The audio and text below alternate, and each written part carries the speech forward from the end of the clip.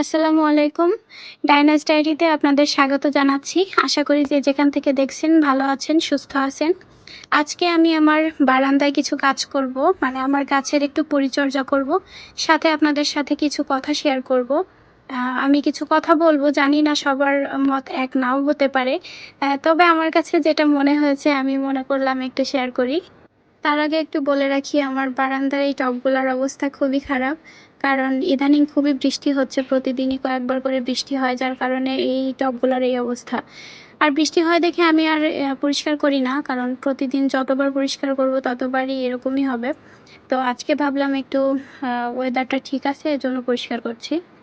তো যাই হোক, আমি যে কথাটা বলতেছিলাম, আমাদের তো অনেক মানুষের সাথেই খুব ভালো সম্পর্ক থাকে, কিন্তু ভালো সম্পর্ক থাকলে কি আমরা তাদের পুরোপুরি চিনে ফেলি? আমার কাছে তো মনে হয় না। তার কারণ, মানুষ যখন রাগ করে তখন তার চিন্তা ভাবনার যে ফিল্টারটা সেটা আর থাকে না। ধরুন, আপনার কোনো রিলেটিভের সাথে আপনার খুব ভালো সম্পর্ক, সে খুব ভালো ব্যবহার করে, কিন্তু হঠাৎ কোনো একটা তুচ্ছ কারণে রেগে গিয়ে বললেন, তোমার বাবা মা তো খারাপ, তোমার বাবা মা ভালো না, তাহলে তুমি কেন ভালো হবে, তুমিও খারাপ। কথাটি কি তৎক্ষণাৎই জন্ম নিল? অবশ্যই না। কারণ কথাটি তার ভিতরে জমা ছিল, রাগের মাধ্যমে তার কথাটি বহিঃপ্রকাশ করলো। আমার কাছে মনে হয় রাগ জিনিসটা আসলে একটা মুহূর্তে উত্তেজনা সৃষ্টি করে এমনটা নয়। আসলে মানুষের ভিতরে তিলে তিলে জন্মাতে থাকে, তার ভিতরে যত আবেগ আছে, যত কথা আছে, এই জিনিসগুলা যখন সে কন্ট্রোল করতে পারে না তখনই তার বহিঃপ্রকাশটা হয়। এজন্য দেখবেন মানুষ কিন্তু রাগের মাথায় নতুন কিছু বলে না। তার ভিতরে জমে থাকা যে আবেগগুলা সেগুলা তার মুখ থেকে বহিঃপ্রকাশ হয়। আমার মতে আপনার সম্পর্কে কার কি ধারণা সেটা তার যত্নে, হাসিতে বা ভালোবাসায় আপনি বুঝতে পারবেন না। বুঝতে পারবেন তখন যখন সে আপনার সাথে রাগ দেখাবে। কারণ তখন সে ভদ্রতা ভুলে গিয়ে সঞ্চিত বাস্তবতাকে প্রকাশ করে।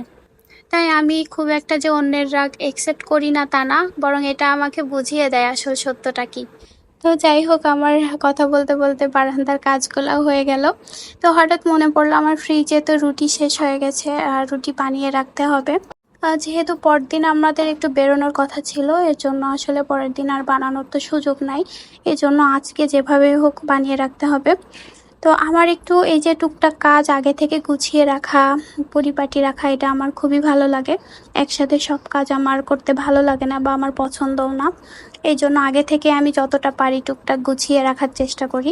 আমি খুব বেশি রুটি বানাবো না, এই জন্য অল্প করে একটু আটা নিয়েছি। এতে যা হয় আর কি, যে কয়েকদিন হবে। আমার আসলে প্রতিদিন একটা করে রুটি লাগে, একটা বা দুইটা করে হইলেই হয়ে যায়, এর জন্য বেশি রুটি বানিয়ে রাখা লাগে না। আর যদি বেশি বানিয়ে ফেলিও অনেক দিন রেখে খাওয়া, এটা আসলে আমার পছন্দ না, আমার ভালো লাগে না, এর জন্য কম করেই বানানোর চেষ্টা করি।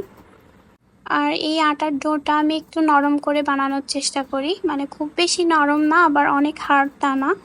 একটু নরম করে বানালে হয় কি, বানাতে খুব সুবিধা হয়, খুব বেশি প্রেশার দেওয়া লাগে না, মানে দ্রুত বানানো হয়ে যায় আর কি। তো এভাবে আমি বানিয়েছি, এখানে 13টা মতো রুটি হয়েছে।